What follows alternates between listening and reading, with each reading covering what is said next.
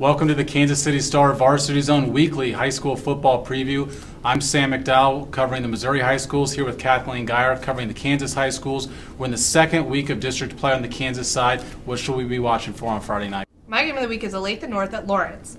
Although both teams are from the Sunflower League, they did not meet in the regular season and are still undefeated. The Eagles and Chesty Lions each have explosive offenses, so this will likely come down to the defense. The Eagles are led by veterans Vinny Shabazz, Isaiah Simmons, and Matt Wright. The Chesty Lions counter with J.D. Woods, who had 3 rushing touchdowns last week.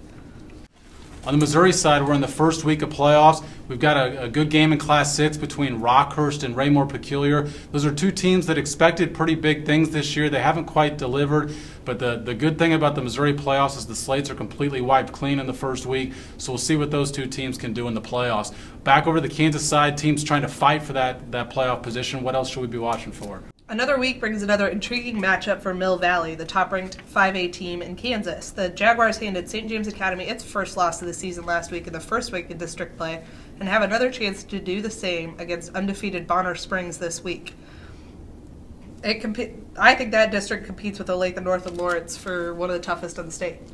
One of the toughest in the state of the Missouri is in Class 5. You've got Park Hill, Staley, and Liberty North all in one district in Class 5. All 3 of those teams are in our poll and in the Star's big class poll, so that tells you how tough that district is. And the team that gets out of that district is likely looking at a date with Fort Osage, then possibly down the line a date against in the semifinals against defending state champion Battle. So that's going to be a really interesting district to see how that stacks up. Staley's the team that got the bye there, and then we'll see how the rest of the teams do in week 1, and just a couple things to watch for down the line over the next month. But a lot of Royals coverage in the Kansas City Star lately, but we still have the high school coverage. Make sure you check it out at kansascity.com. Thanks a lot for joining us.